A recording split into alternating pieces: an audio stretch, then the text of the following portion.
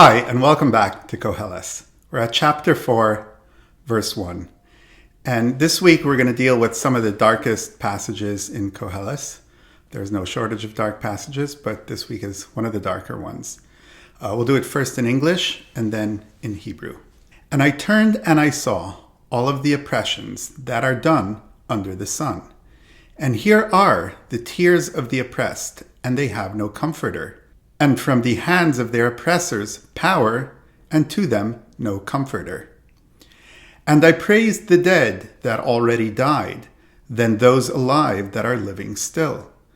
And better than both is the one that has not yet been, that has not seen the acts of evil that are done under the sun. Pretty dark. And now in Hebrew. V'shavti ani ve'era es kol ha'ashukim asher na'asim tachas hashamesh v'hine dimas ha'ashukim ve'ein lohem menachem u'miyad oshkehem koach ve'ein lohem menachem v'shabeach ani es hamesim shekvar mesu men hachayim asher him hachayim adenu v'tov mishnehem es asher aden lo hayu asher lo ra'ah es hamase hara asher na'asa tachas hashamesh. Now let's take that apart and let's discuss that. So Kohelet had ended the previous chapter and the previous several verses with a discussion about the injustice of what occurs in the world. Even in the court, the most just place, there's injustice. The world is full of injustice, and that's so unfair and that's so difficult to deal with, and there's no real answer to that problem. And that at the end of those several passages, Kohelet had basically settled in on a certain level of finality that he comes back to in several places in the book. And he said that at the end of the day, the thing for us to do is to have good, experience the good, do good, basically to be in the good of the present moment. And that is really the only thing that we must come back to. And so now Kohelet returns to this question, and he says, V'shavti ani ve'era es kol ha'ashukim asher na'asim tachas hashamesh. I saw all of the oppressions that happen under the sun. V'shavti means I returned. There's actually a few ways to translate V'shavti, and it's interesting to try to, as with all the words in Kohelet, to try all the different translations and see how they each give a slightly different nuance to the meaning of the sentence. So V'shavti can mean I returned, I turned, so I returned to this issue. It can mean I sat, I relaxed. But in any event, what Kohelet is saying here now is I looked back at what I was trying to do. I was trying to experience the good that I have, and I realized that there is a problem with this because the world is also full of suffering. And how can I make the focus of my experience be good? There's no way to get around the fact that there is always oppression and suffering. And that's V'shavti. I turned around, I turned back to look at this issue, but also things turned around and there's now a different perspective. And so Kohelet is saying every person always experiences pain and suffering. So first of all, it's all of us, right? Everybody at some point is going to experience pain and suffering. So we can't say that the meaning in the world is to experience the good that we experience, because there's always going to be a counterpoint for each person. But it's not only each person. Even if there were, one particular person who always only experienced good, not that there is such a person, but there are always people who are oppressed. There are always people who are suffering. And therefore, the moral dimension of the issue forces us to look that in the face and to realize that this is something that happens to everybody. And if it happens to someone, morally speaking, it's the same as if it happens to everyone. The world that we are living in and that we are trying to find meaning in is full of suffering and oppression. And so how are we to deal with that? And so this causes an issue with what Kohelet was trying to do just before. And notice how Kohelet presents it. V'hine dimas ha'ashukim. And here are the tears of the oppressed. I'm trying to find meaning in the good that I'm experiencing, but there's no way to avoid the suffering. The tears of the oppressed are present, and they are intruding, and they are here. And how do we deal with that? How can we truly be happy and satisfied in moments of joy and goodness if at the same time there's a counterpoint of suffering? There's a double statement here. V'hine dimas ha'ashukim ve'ein lahem menachem Umiyadoshkeim koach ve'ein lahem menachem. Here are the tears of the oppressed. They have no comforter.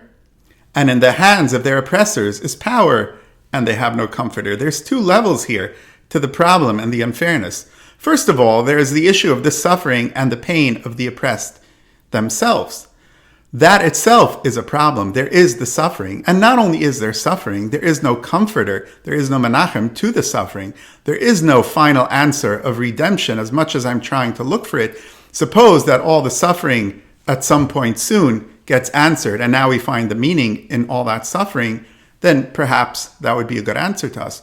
But often we don't. There is no comforter to that suffering. And not only that, not only is there the problem of the pain and the suffering itself, but umiyad oshkehem koach ve'ein lahem menachem. The very fact that the oppressor is the one that has the power, and the one who's oppressed finds no way out, the unfairness of it all. The oppressor is sitting in joy and goodness and able to oppress others, and the oppressed is experiencing the pain and the suffering. So now it's not only the pain and the suffering itself, but it's also the fact that I'm experiencing the pain and the suffering at the hands of another person who is inflicting it upon me, and yet he is not experiencing pain and suffering. So that makes it even all the more worse. Ve'ein lahem menachem, the word menachem is an interesting word in Hebrew. We translate it as a comforter, but it's much more than that in Hebrew. It comes from the word nicham, nechama. The word comes up in different ways in different places, but essentially it means a certain changing of the mind. It's often used for regret and other things. Essentially, it's a changing of the mind. And also, when you experience something negative, but then you find an answer and a meaning behind the negativity, that is a nechama, that is a comfort to the suffering. And so the suffering gets meaning when you find a response. And the suffering sort of is transformed into some level of goodness when you have meaning behind the suffering. But sometimes there is no meaning behind the suffering and we don't see it. And therefore, ein lahem menachem. So it's deeper than just comfort. So now I want to touch on something one level deeper in these verses, which is really fascinating and beautiful. And so Kohelet here is giving us this very dark interpretation of the world. He's saying there is all this pain and suffering at the hands of the oppressor. And therefore, I'm praising the person who is already dead much more than those that are still alive that still have to experience the suffering. And better than both is the one that has not yet been born, essentially, that hasn't even experienced any suffering yet, because the one who died, unfortunately, experienced it in the past. But the one who hasn't been born yet hasn't experienced any of it yet. So that person, so to speak, is even more lucky. But in the verse, so it's really, really dark. But in the verse, there's something very unique and interesting if we stop to notice it.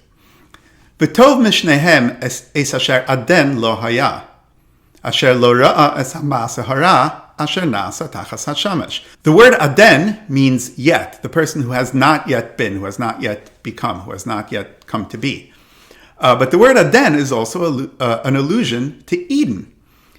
And better than both is the one who has not experienced Eden, where Eden has not come to pass for that person. And I'll explain to you why. And this is an example of different places in Tanakh, in the Bible, where are cross-references. So Aden, it's an interesting, we don't find this word very often in Tanakh. And if we think about Eden, Eden is the place where good and evil were created, right? What is the meaning behind the story of Eden? It's the creation of good and evil, which is what gives rise to all of these issues of suffering. So to delve a little bit into the discussion of the story of Eden and what the meaning behind it is, in humans, abstract understanding exists in the space between desire and its fulfillment, hence the point of desire in the story of the Garden of Eden. What do I mean by this? So the difference between humans and animals is the following. Animals have an awareness. They have an awareness of the world around them. They receive sensory input and they react to the sensory input and they interact with the world. Humans are different than animals in the respect that not only are they aware of the sensory input, not only are they aware of what's happening around them, they are also aware of their awareness. They are conscious of what's happening around them and they're self-conscious. They're conscious of their consciousness. So in order to be aware of your awareness, you have to be aware of yourself, right? Because your awareness is part of yourself. So as a human, to have this sense of self-awareness, self-consciousness, being aware of your awareness, you are therefore also aware of yourself. Now, because a human being is aware of themselves, there's this neat little trick that's happening in their mind where their mind is kind of divided in two in a paradoxical way that's difficult to completely understand. But essentially, there's a part of the mind that's aware of everything that it's perceiving. And that's the same as any animal. Every animal is aware of its sensory input, otherwise it wouldn't be able to react to it. But then there's another part of the mind that's also aware of the part of the mind that's aware of the sensory input. And so the mind is kind of bifurcated in two. It's aware of things, it's also aware of itself. And that can, of course, loop, on and on ad infinitum. You can combine different understandings and awareness, each one upon the other. Now, because humans have this split duality of awareness of their awareness, that is also what gives rise to free will. Whatever the meaning of free will is and how it works and the discussion of whether it's real or an illusion, that's a philosophical discussion. But whatever it is, the idea of free will and the perception of free will arises from the fact that we are self-aware. For if we were purely a cog in a wheel, simply a mechanical chain, there would be no room for true self-awareness because we would simply be one piece in a chain of input and output. In order for there to be a true perception, a true awareness of ourself being separate from the things it is aware, there must also be a perception of the self having its own quality, having its own ability to be separate from those things around it, separate from the input and separate from the output. This is a little bit deep, so pay attention and think about it. But the fact that we have true self-awareness, awareness of ourself as a separate thing from everything else around us, is also what permits us to have free will, to have the perception that we are able to interact separately with those things around us and are not simply a cog in the chain. So there is a self, there are things around us, and those two things are separate, and one of them is able to perceive the things outside it, perceive itself as a separate being, and then interact with those things around it. So we talked about self-consciousness, in which humans are different than animals, and about free will and how those two things are inextricably connected. Now, thinking about good and evil, of course, good and evil in its simplest perception is simply a manifestation of the idea of free will, right? Again, going into what good and evil actually is in the deepest sense of morality, that's an entire philosophic discussion. But in its most simple form, the idea of good and evil is simply the understanding of having a choice between two things, having an awareness of those two things in our self, and then being able to act out in the world, in the things of which we are aware, in different ways. And when we have the perception of a self that's able to interact in the world in two different ways and has a choice of which of those two things to do, then those two things become good and evil. Meaning, when one of those things has a better outcome to us than the other, whatever that means, however we measure that, then one of those things is good and the other thing is less good. So that is, in its most simple form, the meaning of good and evil. And so we see how the idea of good and evil arises inextricably from the idea of humans being different from animals, having self-consciousness, having free choice, hence arises the idea of good and evil. Now, so this is all the story and the metaphor behind the idea of the Garden of Eden. Now, once there is a concept of good and evil, and there is a concept of a self that's separate from the world, and there is a concept of a self that can understand all of these things that are going on in the mind of the self, and can understand the idea of choice, and can loop all of those things an infinite number of times, now that idea of good and evil is able to grow, because you can then use those ideas of good and evil to act out in the world, to affect other things, to manipulate other things, to do things to others, to use others' understanding of their self-awareness and of good and evil in different ways to affect them. So all of these things interact in the most complex ways, and the ideas of good and evil grow in a very, very complex set of ways. But all of this is connected to the simple idea of self-awareness, of self-consciousness, and of free will. And all of this is behind the idea of the story of the Garden of Eden. And there's a lot more there as well. There's also the idea of language, the idea to be able to create symbols that stand in for sensory awareness, and then to be aware of what those symbols mean in a sense of self-awareness.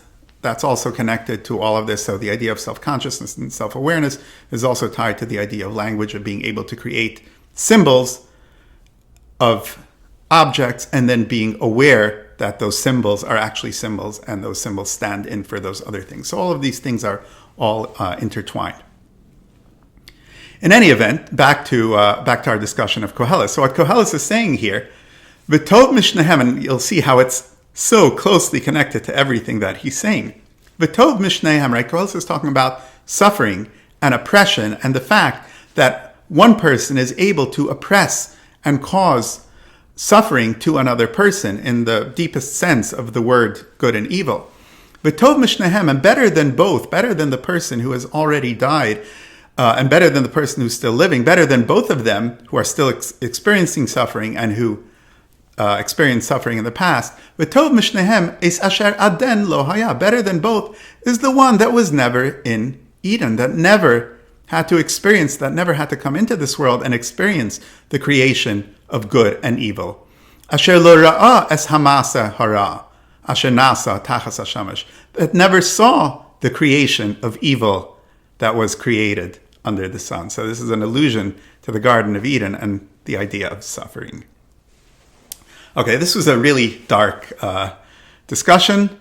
From here on out, it's going to start to get better. It's going to start to get a little bit lighter. I'm not going to say that it's always going to be lighter. It is Kohelet, but this is one of the darker sections. So if you enjoyed the video, please click like, please subscribe. That'll help us bring you more videos of Kohelet. Thank you so much for joining us.